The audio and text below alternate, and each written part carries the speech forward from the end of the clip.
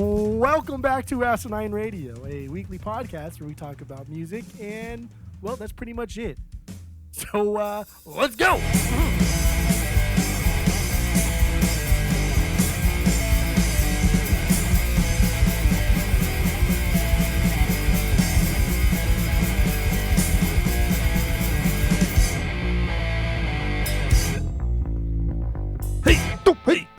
Hey, this is Asinine Radio. This is the weekly music podcast where every week we get into our Fearless Beer Review. We get into the vinyl stuff we picked up, stuff we've been listening to. That leads into the songs of the week. And then we round it out with some new music and other happenings in the music world. We also get into Jeff's record store, Desert Grooves Records, out in Chandler, Arizona.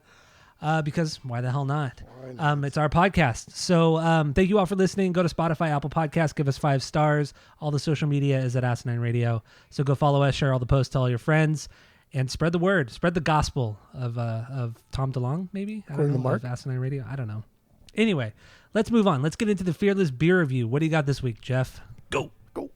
I got something from Weldworks Breweries. And Weldworks is in Colorado.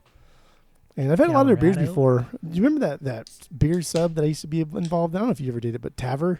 Mike did it a lot. Yeah, I remember that. Yeah, you and Mike used to do that. Yeah, that was fun times, but it got really, really stupid expensive. Like dumb expensive. Like that Alaskan beer? That stout, remember that shit? Yeah, it was like a 12-ounce. I think it was a 12-ounce can, maybe a 16. But I think it was like $60.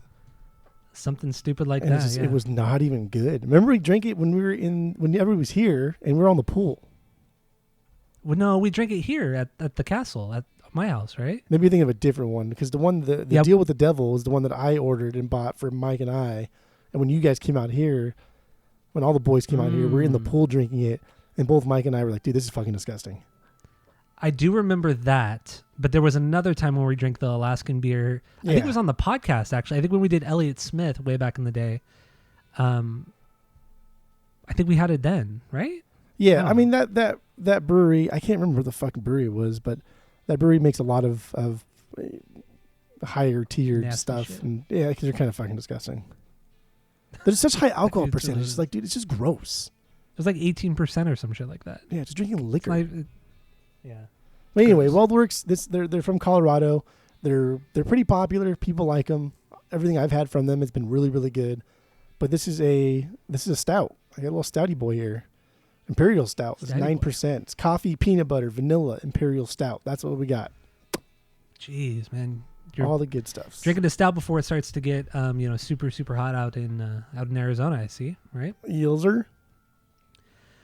All right. Well, I definitely don't have a stout. Well, what's the percentage on yours? 9%. Yeah, that's really strong. You're gonna be pretty toasty for this one. 9%? I eat pieces of 9% for breakfast. Or something. Okay. I don't know. That's not even a good joke. Oh man. All right. So I have a collaboration beer. These two breweries have done this before and I've talked about it on the pod, but it's Pizza Port Brewing Company and Smog City Brewing. Pizza Port down in like San Diego, San Clemente, southern, deep South California. And then Smog City Brewing, which is up in Glendora and Torrance, LA County area. If anybody's familiar, super hyper local, I know. But this one is called Burn Out the Day. West Coast IPA. It's 6.7 ABV, and it pours out nice golden color. I like West Coast IPAs. I like Pizza Port. Smog City, just their regular beer has been questionable. A lot of the times I've tried it, but this is new. It came out in February, and I got a 16-ounce can, so I'm ready to start drinking. Hold on there, Tiger. I'm pouring right now. Hold forever. I guess I'll vamp a little bit more, but Pizza Port Brewing, great beer, great pizza. I do love their pizza. If you're ever in Orange County, go down to San Clemente. Yeah, if you're ever in Orange County and you want the best beer selection and mediocre pizza, Pizza Port's your place. Their pizza's good, dude. Come on, it's not the best, but it's still really good.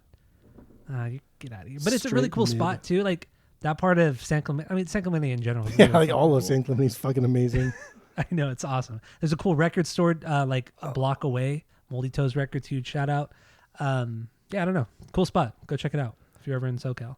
I'll take you, But anyway. I'm ready to go. I'm poured. Wait on you now. Here we go. Ooh, that's a good think. All right. So what do you got on your stout? Yeah, I like this. It's not super thick, so it's not leaving like a lot of residual sugar there in the back of the throat where you got to kind of like hock it up. That's so gross. Definitely getting peanut butter here. But there's always kind of like two different kinds of peanut butter you get from beers. You get one where it's like aggressively sugary peanut butter, and then a more kind of tame, peanutty tasting peanut butter. You know what I mean? So like the difference between Jif and pretty much any And other like, organic peanut Yes, butter. exactly. Jif, and then like organic peanut butter. Like organic peanut butter is fucking gross. Like who the fuck wants to eat that it's shit? not good. It's not good. I would rather not eat peanut butter Same here. than actually eat organic. Jif is the peanut butter. shit. And that's silly. Yeah. So this is more Better like than Skippy. Yeah, definitely. this is more like Jif than it is organic peanut butter, but it's not like a lot of sugar because there still is vanilla here, so you can taste the vanilla. And then there's Right. coffee. Coffee's kind of like in the back, taking the back seat a little bit, and this is good. This is good. Oh, okay. I pretty mean, good. I am intrigued by the peanut butter aspect of it, but not the coffee. It's so definitely much. peanut butter forward here. Peanut butter forward. Peanut butter I like forward. that. I like Yeah, that. that's pretty good. So, what would you rate your beer based off of our world famous 3-point rating system, where 3 is a perfect beer, 2 is a good beer you're going to continue to drink, 1 is a bad beer but give it a shot, and 0 is a drain pour. What do you got? I'm doing at least a 2.5. This is a good stout. It's everything that I want from a stout, and it's 9%. 9%'s pretty much at the high end of what I like to drink on stouts. Mm-hmm.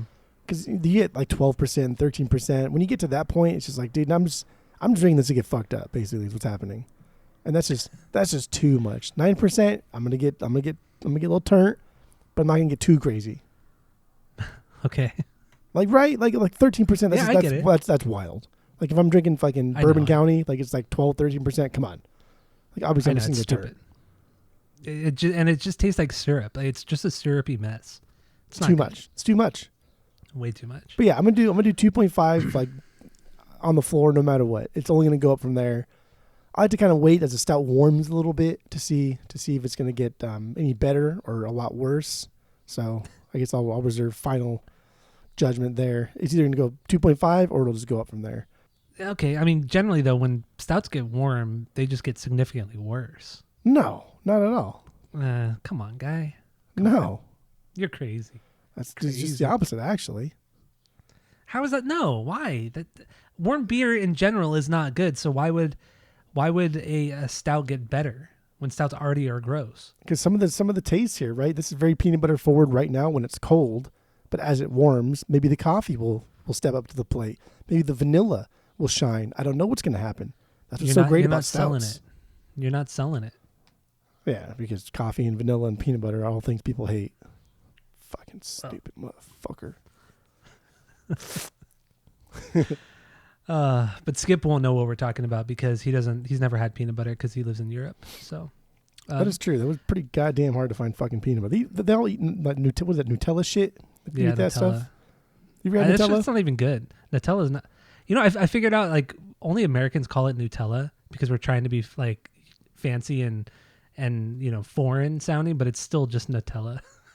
You just said this. Wait, we say Nutella and it's Nutella? No, it's Nutella, but a lot of people call it Nutella. Just to sound like they're more foreign or they're trying to be cool, but it's that's not it. Nutella. But- Nutella. I don't like that. It's not Nutella's not good. It's just This is ugh, sugar. gross. It's just fucking sugar. Yeah. There's so much sugar.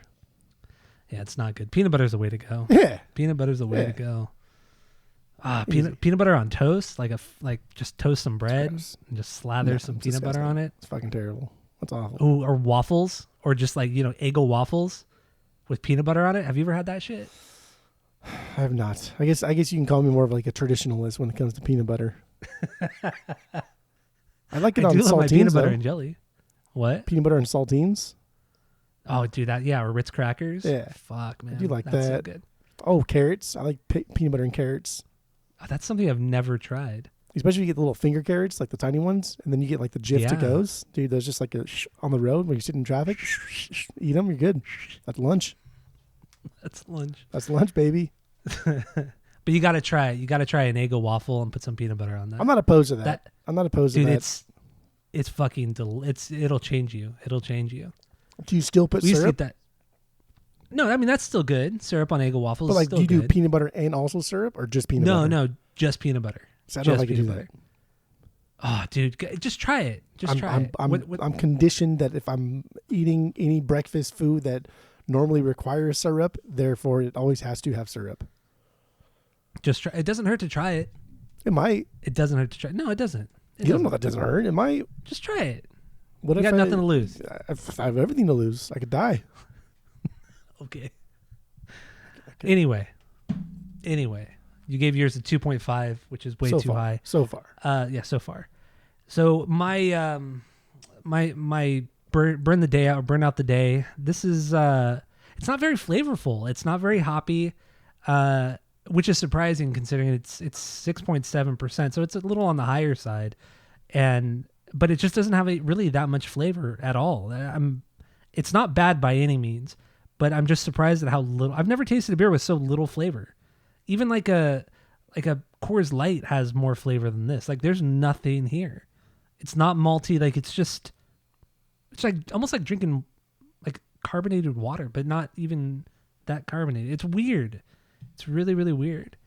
Okay. But I don't know. With that, I'll give this a 1.5 out of 3 because I'm never gonna go back to it. But I mean, it doesn't hurt to try it, and maybe some people really like it. Maybe I don't know. Smashable, I guess, or crushable. How do the Britlanders say it? I think they say smashable. Yeah, they say smashable. I always forget.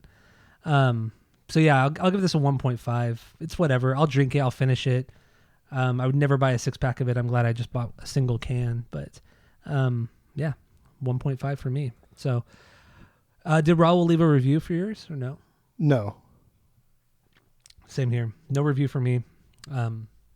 So let's move on to the vinyl stuff we picked up, stuff we've been listening to. If you want to listen along to the songs we talk about, there's going to be a playlist in the description of the episode. So go check it out. So what do you got this week, Jeff? Go.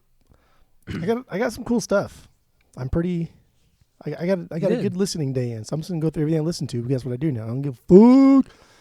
The one of my customers actually brought this in because he knows I like this record, and he found an original UK pressing of Soundgarden's "Bad Motorfinger," but the UK one has a different cover art. It's the same picture and everything, but the colors are kind of inverted. So there's a lot of greens and purples and other colors, and it's really cool.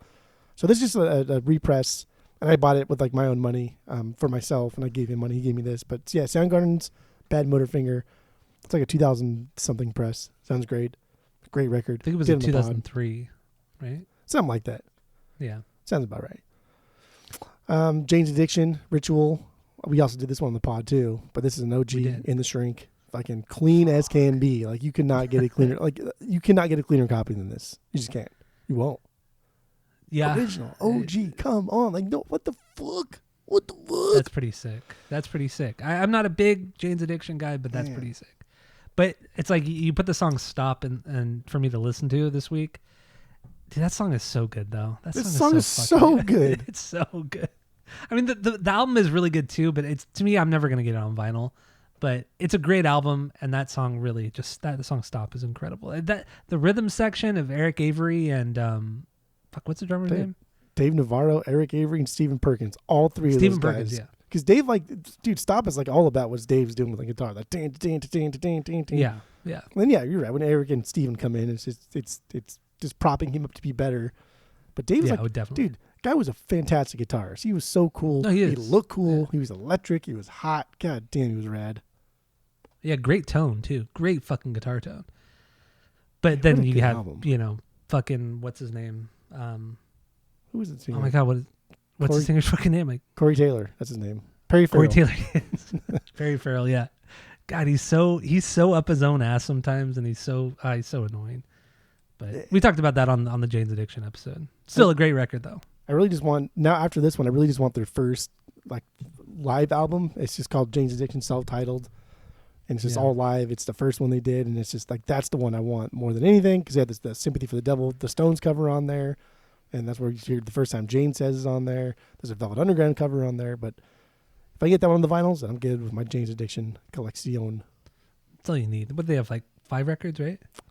I mean, they have a lot more than I thought they did when we did them on the pod. Well, yeah, but even still, I think it was only like 5 records. Which is they should have stopped at Ritual. Yeah, I agree. I actually I have a live one right now for the anniversary of Ritual. It's like a 20th anniversary, and it's a live record, and this last side is just like a greatest hits thing. So they did all their hits on the albums that are not on Ritual. So it's a cool thing, but it's not like a jam band, so I don't need a live record from them. That's true. What are you gonna do with the old copy? Sell it. For how much? I don't know. Probably whatever it goes for, minus 10%. Okay. All right. You know. We'll talk about this after the pod. Yeah, you know. Oh, I don't like Jane's Addiction, but I'll kind of do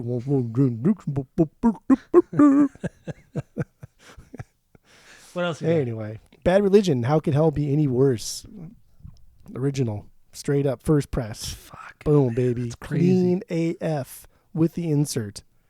Like, oh my god. Like stupid stuff. So how do people keep like this type of like old punk? How do the people keep this shit clean? And I'm not really a Bad Religion guy. I don't really like. Actually, I only like 2 albums, and now I have both of them, so I don't want anything else. But if I did see their second one, I would probably be excited to listen to it. Into the Unknown. Yeah. Have you listened to it yet? No, I still have not listened to it. No. Oh, dude, it's really not that good. Like even like in an ironic way, it's really not that good of a record. It's a shame, and it doesn't sound anything like them. It's weird. I just like, how the fuck, like, when did this conversation happen, right? Where they throw down how could hell be even any worse, and it's exploding. Yeah. People are like, holy shit, this is a new generation of like punk music. This is something that no one has ever heard before. This is amazing, and they do that. Like, how did that conversation go? Whose idea was that? You know, like what? It's so weird. It's so weird, man. It makes no sense. But then they bizarre. immediately go back to like their normal shit the next record. Even like wipe themselves clean of that record. It's not on Spotify, right? They've never been repressed. It's only been pressed one time. Even like no, CD it's been pressed form. twice. It's been pressed twice. Was it official or unofficial? No, they're both official. So it was the original one from the early 80s, and then there was a box set that came out in like 2010, and it's in that box set. Oh. So, but otherwise, no. Those are the only time it's ever been repressed for the box set and originally. It's like a $300-$400 record. That's crazy. That's silly boy talk. So I'm very curious. It's not that good. You know, it's weird that you even brought it up because there's a vinyl group I'm on Facebook. I'm in on Facebook, and somebody literally talked about Into the Unknown yesterday, and they were talking about how they got an OG of it, and then all the comments were talking about how terrible the record is, and then some guy was like, yeah, this record store I used to go to in the 90s, they had like a ton of copies of that record for like a couple dollars. It was like the clearance section of the record store, and all the records were there back in the 90s. That's so funny. And now it's worth hundreds of dollars. Also, I don't like that you're in vinyl groups and that I'm not in, so we'll talk about that one too. No, you are in it. You're in this group. Which one? The vinyl community one? Is it just called Vinyl Community? No, I forgot what it's called, but I know we're both in it because you told me about it. Oh. So we're both in it. But this guy posted, I think it was yesterday. I just don't go on Facebook ever anymore. Yeah, I go on for a couple other groups, but otherwise, yeah, I don't. It's a fucking shit show of a website. Terrible platform. Yeah. Okay.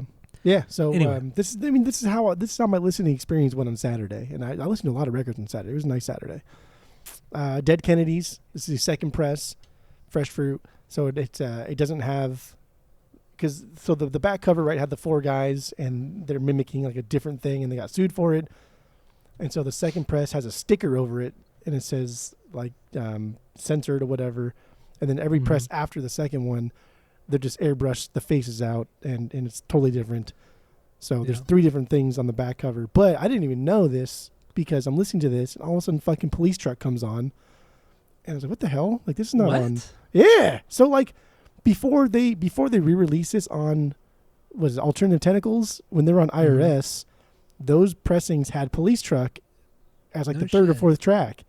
So it's like, not only did I score like a really fucking clean second pressing of this record, but it also has Police Truck on it. So get the fuck out of here. Come on. Oh, that's even better. That makes it even way better. It was such a nice surprise because I was not expecting it because it doesn't have it after this. Like it's never on the pressings. Even So it was I just a think nice even on surprise. the streaming sites, Police Truck isn't even on it. Right. Right? I think if I'm No, remembering you are correctly, yeah. correct. Yeah. You are correct in that assumption. That's cool though. That's Yeah. super fucking rad. So Want to I give it was to me? pumped. Yeah, I'll give it to you. I'll give you like $50 for it. I mean, that's probably what we would sell it for. 50 to 75. Is it really? Okay.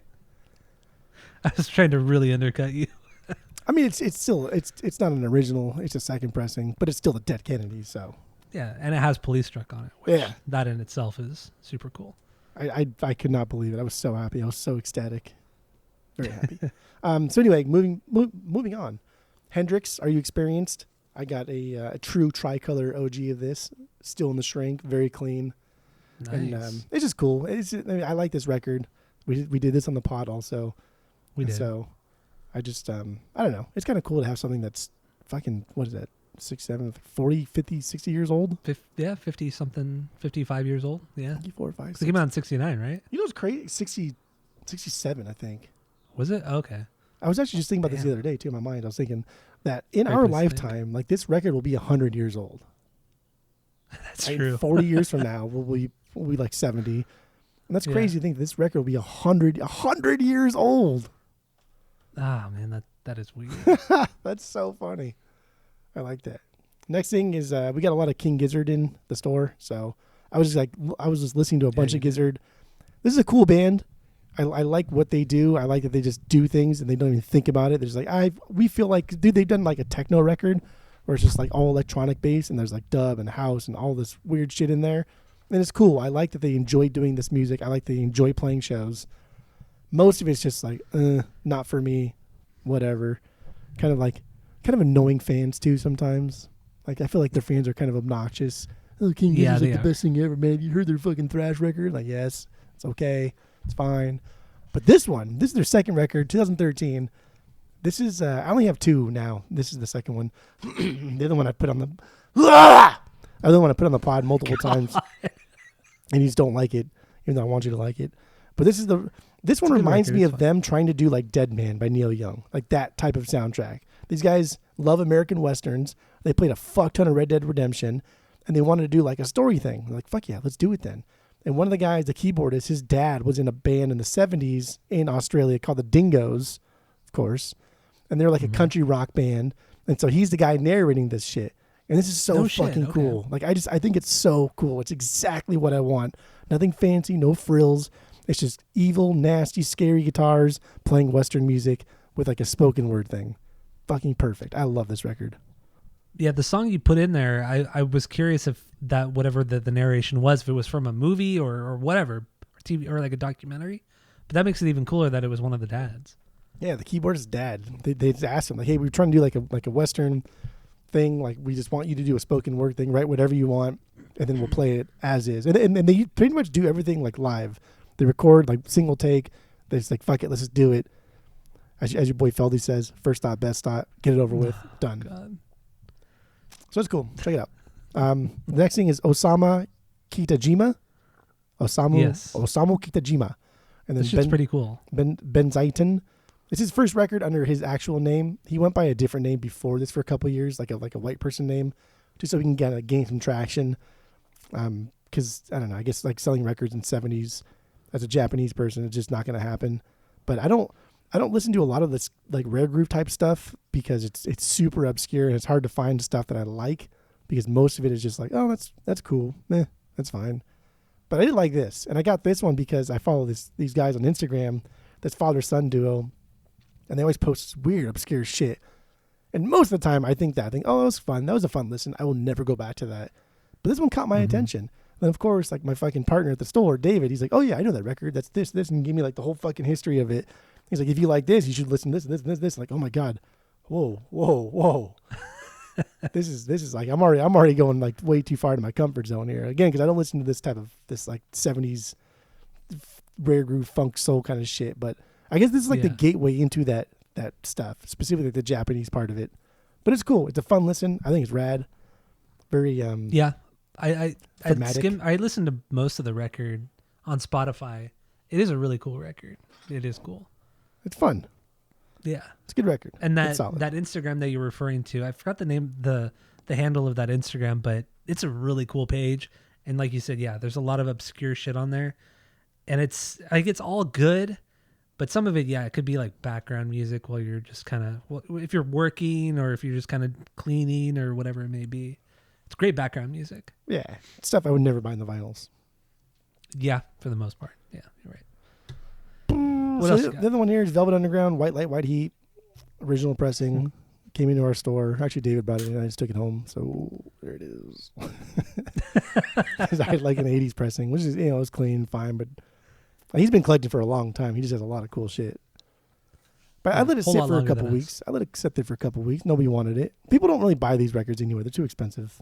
Yeah, I know you've said that a lot. Like that's They really don't. They'll buy stacks and stacks of $5. They'll buy $300 worth of $5 records. Like every Bob Seger album, every Rod Stewart record. I'll say, how much is that Velvet Underground? Like, oh, it's $100. Nah, it's too expensive. Like, bro, just put down your fucking $5 records and buy something you really, really love. and yet this was us 4 years ago, 3 True. years ago, 2 years ago. But like, if That we was saw us. something on the wall that we really, really loved, we'd still buy it. I would, but you didn't. Bitch, get the fuck were- out of here! I spent almost for- $1,000 on Weezer records. Get the fuck out of here! That was like a year ago. I'm talking and about like I was the early first on. one to spend big bucks. I drove far as shit, and I spent like $65, $75 on that toy page, and it took me like 50 minutes to get there. And then I bought Okay, we're that talking. CCR box set, like weeks into our collecting, and that was $100. And then I bought that Weezer Pinkerton Deluxe. That was $125, $135 with shipping. Get the fuck out of here! I'm talking quantity. I'm talking quantity here. But like, if I saw something I wanted, I spend, and I spent. So did I. I mean, still do, but especially back then, I did.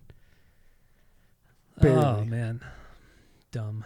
All right, so what else you got? And then I rounded the night out with Sublime's 40 Ounces of Freedom. And then I put your favorite song in there for you to listen to. Yeah, Bad Fish is not a good song. And It's then, not a good song. No Doubt's Tragic Kingdom. And then I ended the night with Primus, Green Nagahide. Beverly Main China. Spoilers. It's my favorite song. What? Which one? Eternal Combustion. And Oh yeah, Eternal it's good. Combustion. And that'll be fun. That'll be fun in the Yeah. future when we eventually do that album on the podcast. 11 records in one fucking day, baby boy. It's a lot of listening. That's a long Yeah. day of It was spinning so good. and I downloaded a fucking new drinking beer. game too. So like, I basically put 210 hours in Zelda. So like, I'm done with Zelda.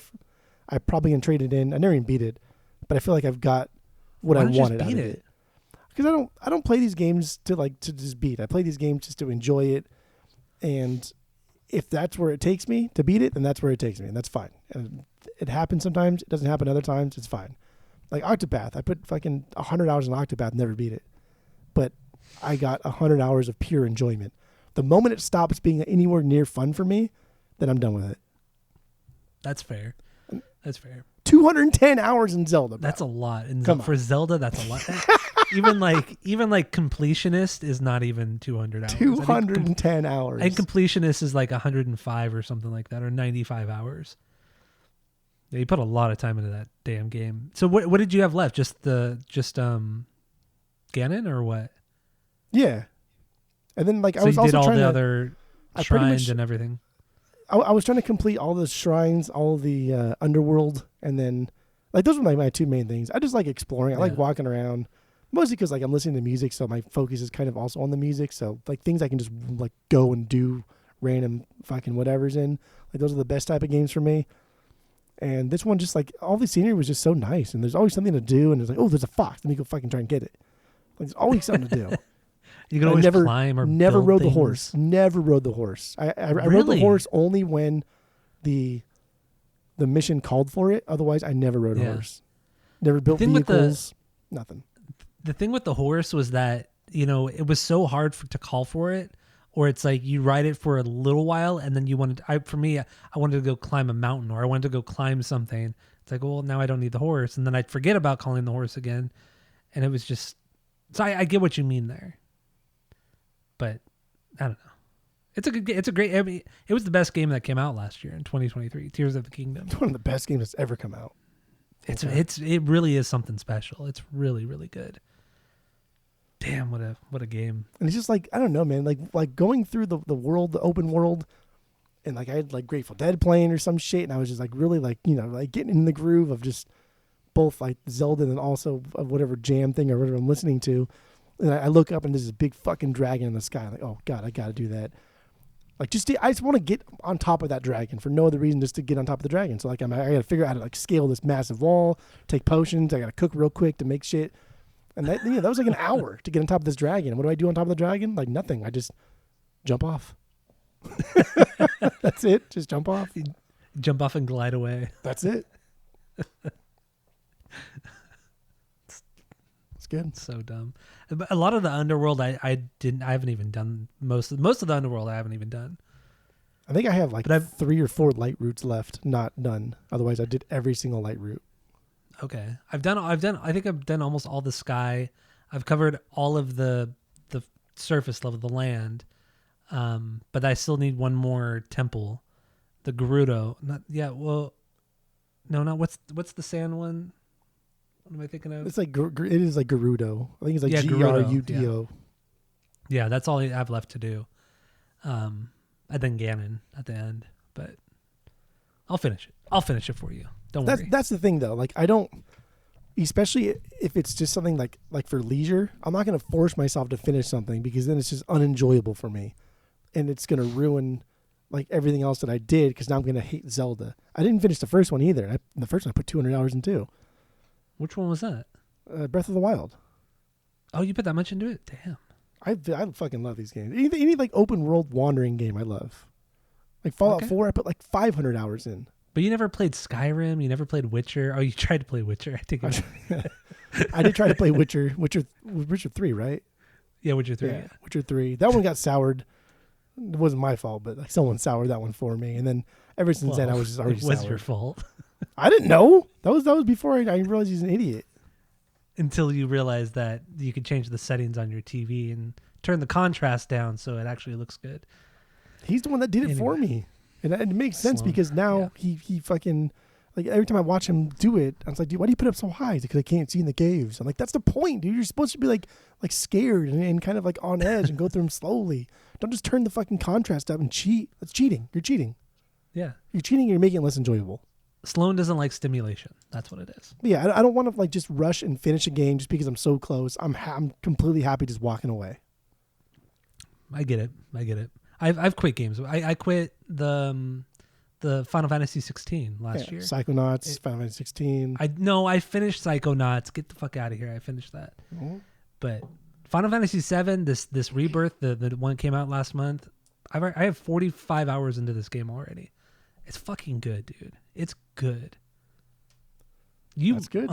It's not open world enough, I think, to where you would like it, but it's fucking good. Another game that I put a lot of good. hours into is the Doom game, like the original Doom game. It's on Switch. I bought it for like $3. I put, I think it said 95 hours into it. Yeah, I think it's like I saw your thing on the Switch last night when I was playing. You put like 100 fucking hours into that. Yeah. That That's one's crazy. cool. That one's fucking cool because I can get through a lot of levels, and I can do them differently each time. Like this run, do I want to speed run it, and then do I want to like get all the secrets? So I have to like look on my computer and see like, where the fuck is this secret? Oh, I remember that now.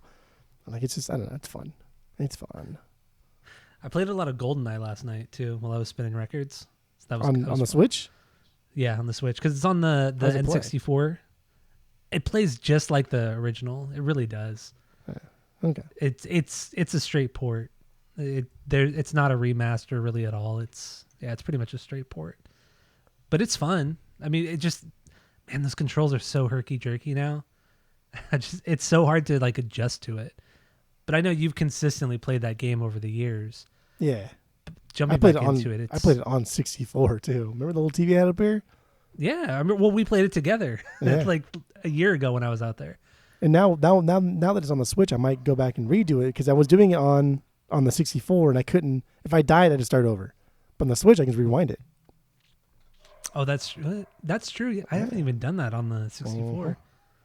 I've done it on the SNES, but not the 64. Mhm. Why do you want to cheat though? That's cheating. I mean, I don't know. Like it's Doing the rewind thing, that's cheating. Come on. Yeah, but like, do I want to start this whole thing all? Because like, if I'm gonna play GoldenEye, I'm gonna do it on double O agent, right? I'm not playing a fucking just like agent or whatever. I gotta do the hardest one possible. Yeah. Yeah. And so that means a lot of like kind of not necessarily sneaking around because you don't really sneak because they always hear you no matter what if you cross like a certain threshold. So it's a matter of just kind of like hiding in a corner and then popping my head out, shooting real quick, hiding, popping my head out, shooting real quick, hiding. And I don't want to spend 30, 40 minutes on a level just to die. I have to go all over it. You know what the hardest fucking level was on 64 when I was playing it? No, the dude. Train. It was the plane one, the runway. Like getting from okay, so at a certain point they know you're there no matter what happens. No matter how much you sneak, no matter if you use silencer, they know you're there. Once you hit like the certain threshold, they know you're there. So getting from that certain threshold basically to where those bunkers start until the plane, everything is shooting you. And on double O agent, like they don't miss. So getting from where it starts to the plane was difficult because the enemies keep respawning and respawning and respawning. And that one took me hours. That was so hard on the 64. I just did that like a year ago. The train one too. The only reason why the train is so difficult for me is the last part when you have to use the watch laser oh my God, to knock that thing out. And the controls are so bad. They're terrible. That and it requires you to be precise, and the controls are not precise in any way. Yeah. And even when you are precise, it doesn't work half the time. and then you're wasting not only are you wasting the timer, but you're also wasting like your little like battery, like whatever the fuck it is. Your battery ammo. So fuck man, that shit's annoying. Yeah. Hate the train. Yeah. Anyway. Yeah. What are you talking about? That's all I got for vinyl. That's all we got for vinyl. And I guess video game talk. What are we? 3 bub spit game? Minus one bub? Minus one bub. He's gonna be mad. He's He finds out. He never will. All right, so let's get into the stuff I picked up recently out at your store, your record store, Desert Grooves Records in Chandler, Arizona. So I got actually, I got all of these out there. We'll start with Rush Hemispheres, their 6th record from 1978, and my Rush collection is complete. Outside of collecting some OGs and some cleaner copies of stuff, my collection's complete. This record, the whole first side is the Cygnus song, the second part of Cygnus, which carries over from their previous record to Farewell to Kings, which is so fucking cool. And then the last song, which is what was it, La Via Strangiato. Dude, great instrumental, incredible instrumental. And what's so cool about that song too is that it's like 18 minutes, and they wanted to do the whole song in one take, but they never quite got it right, and they did 40 takes of it over like a week or 2 week span, and then they just were so burnt out from the whole process that at the end they decided to kind of splice it to get parts of it together. But damn, 40 takes, 40 18-minute takes, that's crazy. That's silly. So many. That's silly. Yeah, that really is, to play it perfectly too. That's the kind of band they are. They're all great musicians, or they were. But so yeah, I got Rush Hemispheres. I'm all good there. The next thing I got is Motley Crue's Shout at the Devil, 2nd record from 1983. This is your old copy because you got. What, did you get an OG? I don't remember now. I mean, like, they're not hard to come by. I did get an OG, but then I sold it because somebody gave us like a ticket, like a backstage pass. I grouped them together real quick and sold it. But they're not that rare. It's just they always look like your copy. Like you never find a good one. They're always used. Yeah. But it plays through totally fine. Of course, there's surface noise, but it's a loud record. Like they never shut the fuck up, is. So you never even really hear it. No, that's true too. Yeah. It's only between the songs that you hear it. Fuck yeah! It was a great deal. Damn, dude. Great deal. Great record too. So I got that one. Deep Purple, Come Taste the Band. This is a kind of a controversial album. I really like it. I don't care what you say or what anybody says. This is their 10th record, Deep Purple's 10th record from 1975. This is the first and only album that this particular lineup put out.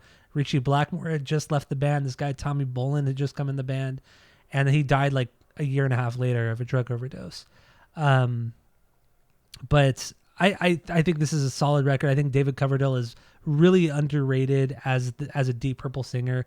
All people talk about is Ian Gillan, and whatever. That's kind of he is great, but David Coverdale did a great job. Not on Stormbringer because that album is fucking horseshit, but this record and Burn, great fucking records. So I got that one from your store, super cheap. So stoked on that one. I know you didn't really like this record, right? It's fine. It's not a bad record. Again, like Deep Purple prior to Stormbringer, like they never made like a bad record. Everything's at least like good. It was fun listen. This is one of those ones I think is good. It's a fun listen. And at this point in the band too, a lot of Deep Purple fans don't even consider this a Deep Purple album because the lineup was so crazy.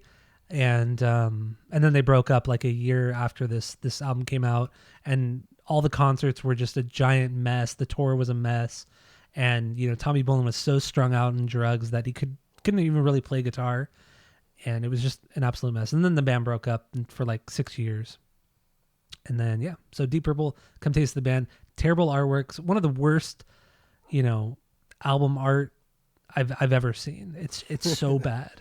It's the worst. But I mean, Fireball's not great either. And it's the same guy. Yeah. It's the same guy who did Fireball and did this record. Fucking terrible. It's really both are terrible. At least Fireball, like you can kind of make fun of because it's so like over the top kind of 70s dumb. But Come Taste the Band is it's just not even like funny good. It's just bad. Straight bad. Anyway, the last two things here, Johnny Smith, jazz guitarist from the 50s and 60s, a little bit in the 70s too. I think when it comes to jazz music, and mind you, I don't know a lot about jazz, but he's like up there as one of the great jazz guitar players. Him, Tal Farlow, and Wes Montgomery, just amazing guitar players.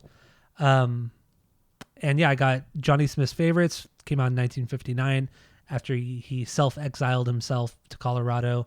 And then the other one is The Sound of the Johnny Smith Guitar from 1961. Which I've talked about this guy plenty on the podcast. Just his guitar playing, and his tone is it's just beautiful. I think he was spectacular. And his whole story is like sad and heartbreaking but also really cool at the same time. I don't know. Good stuff. Johnny Smith. It's good. Yeah, really good. He's one of those guys where I want to collect all of his records. This has like become like a Martin Denny obsession, except that Johnny Smith is way better than Martin Denny. But I want to get every Johnny Smith record as well, which he doesn't. He has like half the amount that Martin Denny has. So there's that. Okay. All right. Okay. Oh, damn. Anyway, so that's all I got. If you want to listen to any of the songs or any of the artists we've talked about, there's, like I said, there's a playlist in the description of this episode. And then, so now we're going to round it out with some new music, other happenings in the music world. Some Beyonce. We're kind of 2 weeks behind here. We haven't recorded an episode in a while, but Beyonce put out a record called Cowboy Carter. Did you listen to this? No, I forgot. Actually, I got so strung out on Sum 41 that I forgot. Strung out. I was intoxicated. I really was. So this one, I don't see the appeal with Beyonce. She is a great singer. Don't get me wrong. She's a great singer, and she does have some really good songs with her, Destiny's Child, all that shit. But like, I don't care. I kind of view her the same way I view Taylor Swift. It's like the fans are just too crazy. It's more about the fans and her celebrity than it is at her actual music. That's how I feel about it. I don't care. But so that came out. I don't really care either. And then Sum 41 put out their final record ever, supposedly, called Heaven and Hell. 50 minutes. It's a double record, so like 20 songs. And this is a good record. It's really good. Right? This is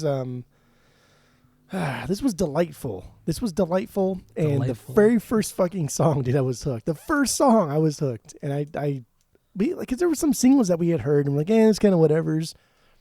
And like, I didn't look at the song names or anything like that. I don't remember where those singles landed on the sequencing of the album because like all the songs are short. So that was nice. Yeah. And if a song I thought got like kind of like, this is whatever, it was already done. And honestly, I thought there were some bangers on here. My first listen, so I'll give it more listens. I will come back to this because it was pretty fucking good. But I did think there was a lot of bangers here. And I don't know, maybe my expectation was so low that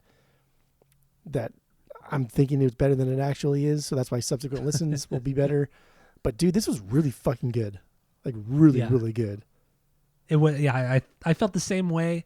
But as I got like halfway through it, I kind of thought there's nothing here that I want. It's all really good, but there's nothing so far that makes me want to go back and single out a particular song.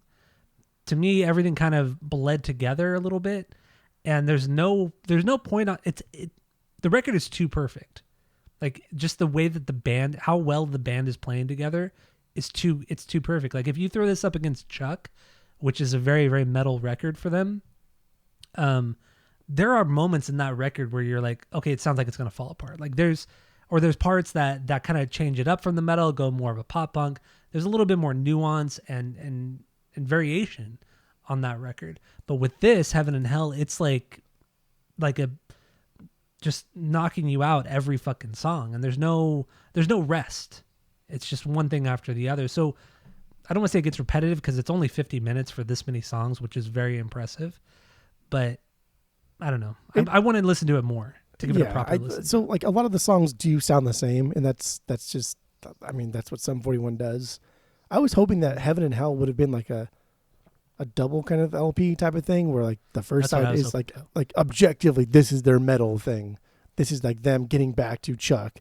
And the other side would have been maybe whatever you consider Heaven and Sum 41 doing Heaven songs as. I wish that would have been like more prevalent. It's just, this is just like a Sum 41 album, but it's really good. I was surprised. I felt the same way. I thought it was going to be like a really metal record and then like a pop punk record with some pop stuff thrown in there. That's what I thought it was going to be, but it's all metal for the most part through the whole record, but no stinkers on it at all. No. So it's good. Go check it out. Rancid put out like a I guess a comp, but called C-Sides and D-Sides. It's fine. Did you listen to it or no? Yeah. It was called B-Sides and right? C-Sides. Was it B-Sides and C-Sides? Oh, okay. Yeah. Never mind. I'm wrong. Sorry. Yeah, go ahead and fucking delete that. What'd you think of it? It was good. What era is this from? Because the cover art is like Indestructible, and the songs sound very much like that, very bouncy, and they were good. There's a lot of fucking songs here, so yeah, there were. Like I'm not gonna say like I could sing a lot of banger yet, but as this is going on and on and on, you'll see the streams on Spotify get more and more for certain songs. So those are the ones I'll probably go back to and think like, okay, maybe this is better than I initially thought. I don't know, but like an hour of B-side Rancid. I don't know. I know. And it's like mid-90s sounding. Yeah, I don't know. Like I like Fall Back Down, but like I don't want an hour of Fall Back Down. Oh, it's a good song. I love that song.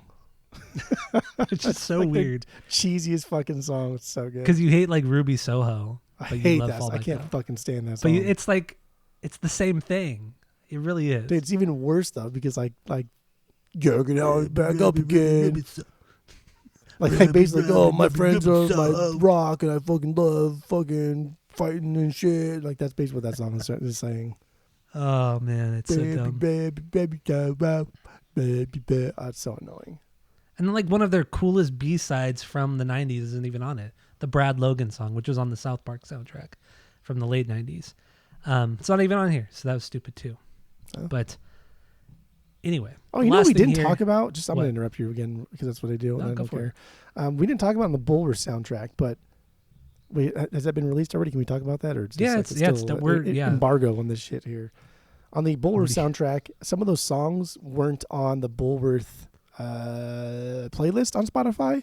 They were from the original artist, right? Mm-hmm. So like the Capadonna song that RZA did, that was on the Capadonna record, not on the Bulwer soundtrack. So if you listen to the Bulwer soundtrack on Spotify, it was shaded out, so you couldn't play it or click it or whatever. Oh, that's right.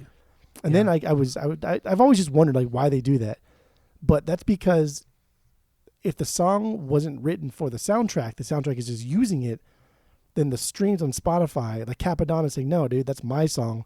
I want the money for that stream, not the fucking Bulwer soundtrack. And that's why they do it. That's good information. I did not know that. It's fucking cool, right? Yeah, I like that. I like that. Get your money. So I just threw that out there. I don't know why it reminded me of this. Get your 5 cents. Yeah. Get your not even, dude. It's like get your like half of a penny. Still, man. Oh, it's so fucked up. Knowledge. And then the last thing here, Dream Car, they got back together. This AFI No Doubt supergroup got back together, and they put out an EP on Friday called Dream EP. 3 songs, 10 minutes. I just don't give a fuck. I don't care. Here's the thing about Did this. you listen to them? Here's the thing about this. Okay. Maybe I'm just in this No Doubt phase because the whole like Coachella thing, and then I listened to Adrian Young on the Offspring podcast, and then No Doubt yesterday. I listened to this Dream Car thing, and I liked it a lot. I was like, this is pretty fucking cool. I just like this. Maybe my tastes are changing. I don't know. I was like, no way their shit sounds like this. Let me go back and listen to the 2017 one. And I was like, this is pretty cool too. So I really? Yeah, I think I'm enjoying this now. I think I'm coming around. I haven't gone back to that Dream Car record probably since it came out. And I didn't like it then, and I don't know. It's Davey's vocals. I don't like his vocals. See, on this EP at least. I like that. It's very like it's very like Miami Vice sounding, like Jan Hammer fucking mixed with No Doubt instrumentals. It's cool. It's groovy. You know, man. You make no sense because you claim to hate Bodies, the AFI record. It's true. But you love Dream Car. Like the same. I should listen to Bodies again. It's the same vocals. It's the same type of vocals. It makes no fucking sense. Maybe I should listen. I'll listen to Bodies again. I'm putting my notes. Bodies is really good. Bodies is really good. I'm putting it on top of my notes right now. Okay. Listen to Bodies again and tell Tyler he's wrong. Again. You were gonna say stupid, but I was just something else, but no, I know what you were gonna say. Well, that's called self-control, dude. that's something, dude. All right, so some new songs that came out this week. So funny. Some new song. It's really dumb. Some new songs. This band called Night Versus, this like prog metal band. They teamed up with Brandon Boyd from Incubus. What? Where was the prog or metal in this fucking song? Apparently that I haven't heard any of their other songs, but apparently this is what they're described as. This is what they're described as, like a prog metal kind of band. With Brandon, and then they got with Brandon Boyd from Incubus, and they put out a song called Glitching Prisms. I like this song. I felt like Brandon's voice fit with this style really, really well. The music was good, but like if they actually collaborated, I feel like it could have been really fucking awesome. Did you hate it? I did hate this. I didn't like this at all. I thought it was fucking boring. Really? I thought it was dumb. I thought there were noises being made here that I thought were super obnoxious. I felt like the drummer was too busy in the song, but I feel like the song was written and then Brandon came in and sang over the song. But like I said, I feel like if they actually collaborated, it could have been something way better than this. But I did like this song. I do like this song. So, Glitching Prisms from the band Night Versus. Go check it out. There was an EP that came out with Primus, Pucifer. I don't know how to pronounce that stupid name. Pucifer and A Perfect Circle. They each have a song on this EP, and they're all co-written by Maynard from Tool and Perfect Circle. He sings on them. He sings on them, and so this one is just the Primus one. It's called Pablo's Hippos, and it's good outside of his vocals. Like I really don't like. What a cool song! What a great song this is. Like why did he ruin it? I know Maynard is he's so lackluster. He really is. He's like one of the most boring vocalists of like the 21st century. I know. But the song is cool. Pablo's Hippos. It was really cool. The other two songs, the Pucifer and the Perfect Circle, I don't care. Perfect Circle was the worst. Yeah, definitely. But yeah, so go check it out if you haven't already. And then this last song comes from a band called The Cost. New band. This one is called Into the Drones. So if you're on like, TikTok or Instagram Reels like you are, there's this incredible drummer called El Siberiano something. I forgot. I don't even know how to pronounce it. But he's just like this out of the world drummer. This is his new band that he plays the drums in. They have 2 songs out. The first song just absolutely sucks. It fucking blows. This one is pretty cool.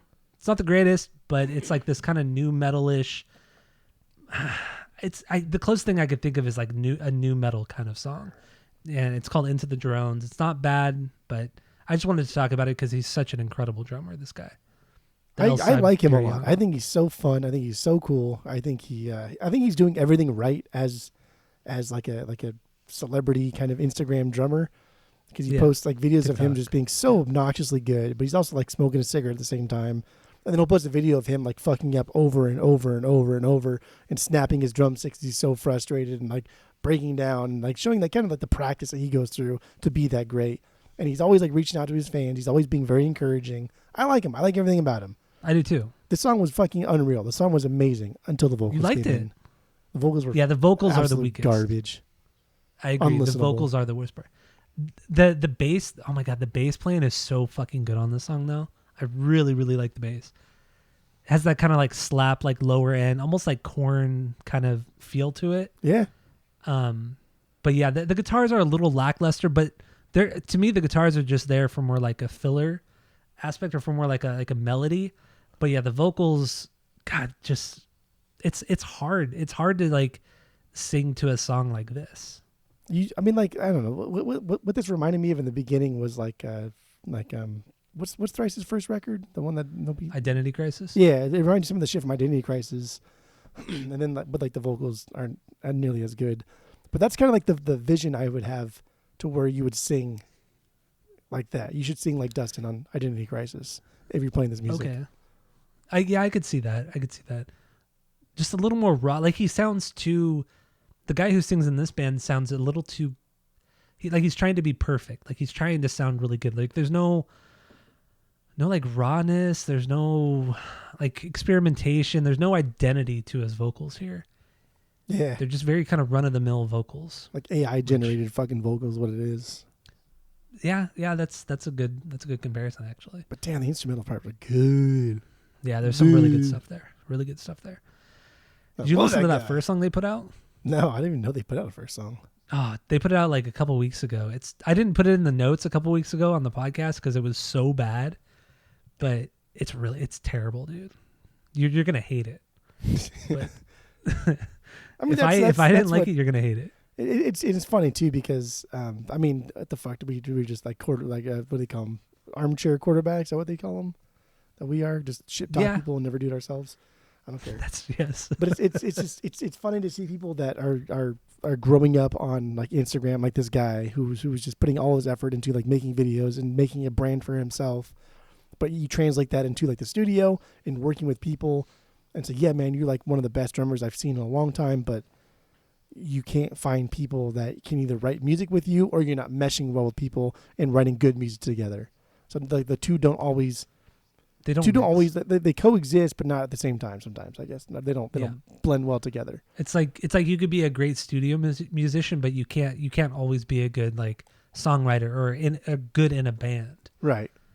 From a songwriting perspective, like there's that's a good huge example. difference. And there's no knock to him as far as songwriting because maybe he hasn't tried it. I don't know, or find the right people. But it's like, damn, bro. Like, We also have heard like nothing from him outside of these two songs. I don't think I've ever heard anything from him.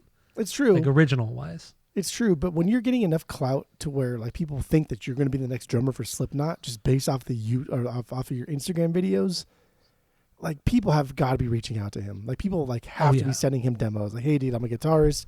We should hook up. Like he has to be getting so. He probably has like an agent at this point. He probably has a manager. Sure he does. He has to make so much money from TikTok and Instagram and YouTube. Like from just those three platforms alone, he probably makes at least $1 million. Like he's built a really, really solid brand and he's worked really hard at it. Like why settle for this? Yeah, it's weird. Yeah. But it's also kind of I feel like him doing this is like kind of like a grassroots effort. Like he doesn't want to like join an established band like a Slipknot or I'm not to say that Slipknot would hire him, but just you know what I mean, like a bigger band who would hire him. He wants to build his own legacy instead of just join somebody else's, and I respect that. I like that. I 100% do too. I think that's the coolest way to go about it. But anyway. And the last thing here, this is kind of old news now, but I still want to talk about it because it could end up being something really cool. But Billy Corgan and Fred Durst are going to have their own podcast, not together, but separate podcasts under the Bill Maher Podcast Network, the Club Random Podcast Network. And the Fred Durst one's going to be about like UFOs, conspiracy theories, and all that kind of shit. And then the Billy Corgan one is they haven't announced, but you know he has podcasting experience because he did that whole Smashing Pumpkins one last year. So at least he has experience doing it, but Fred doesn't. But even still, I'll listen to both of them, especially the Fred one. I'm very curious because Fred Durst is such an interesting person, like in every aspect. He's so interesting. So yeah, I'm excited for this shit. I will definitely listen, especially to Fred Durst's. But like Sage Seal, she's also on that whole network of I don't know, whatever that conglomerate of that he's putting out. There's a lot of different podcasters that are putting out stuff. And Sage Seal, the former ESPN host, like I've liked her. I liked her when she was on ESPN. Who is that? She was just like a reporter on ESPN. They got in trouble a couple times for having differing views. Okay. But dude, I listened to. She interviewed Dana White, and she thought that motherfucker was Joe Rogan. Like she thought he was Joe Rogan. She said something about well, so what is Joe Rogan up to these days? And he's like, I don't fucking know. And he said, wait, do you think I'm Joe Rogan? And she's like, oh my God. So like that was pretty embarrassing. I've liked her for a long time, but after that, I have not listened to anything she's done because that was fucking pathetic. Not only is that pathetic on her part, but also her agent. Yeah. Like how is she not prepped for that? That was so bad. You should watch the video. I'll send you the video sometime. I'll put it in my notes. Oh, that's really embarrassing. Because she's just like, so what's Joe Rogan up to these days? And Dana White's like, he looks around like, is he here? Like, I don't fucking know. Like, what? But yeah, I'm like, what is this? Why is Bill Maher putting on all these like various celebrity podcasters? Is this like because podcasts are so profitable right now, and especially amongst people who already have like any sort of celebrity, they're so popular and it's so it can make so much fucking money. So I get it. This is like, it's like the new. Why don't they just do it on their own? Like Fred Durst could just do this on his own. Why join his conglomerate? I do not. I mean, maybe they struck some sort of deal to where, you know, I pay you X amount of dollars or a percentage. It has to be guaranteed. It has to be a lot of guaranteed money. Oh, yeah, absolutely. Well, so the Billy Corgan podcast, the one that he did last year, where he broke down every single song off of Autumn, broke down the story, the music, how it was made. And then at the end of every episode, like the last like 20, 30 minutes of every episode, he would talk about like an old Pumpkin song and kind of break it down. Then he would have a guest on. A lot of the guests were people who had worked on that particular song, like a producer or, you know, one of the guys in the Pumpkins or whatever it may be. And then toward the end, as that podcast was wrapping up, he was like, Billy Corgan said, I really like doing this. It would kind of be fun to do this with every Smashing Pumpkins song or every song I've ever done. So amongst that, Zwan, his solo stuff, to do a podcast about every single song. So I think that's what his is going to be about, is about every single song he's ever done, like a breakdown of it, much like this whole Autumn one was. Which is cool. That is not something I want to listen to. Well, I'm going to listen to it and I'm going to enjoy it. I listened to the whole Autumn one. Oh. Yeah. It's called 33. That's what the podcast was called. Because there were 33 songs on that album, excluding the 7 inches. So, anyway, it's good stuff. So, do we have anything else on this episode? No, that's it. That's all. Good. All right. Well, thank you all for listening. Go to Spotify, Apple Podcasts, give us 5 stars. Tell your friends. Keep listening. We're on episode 400 of this podcast. A day to remember. Homesick. Check it out. And that's it. That's all.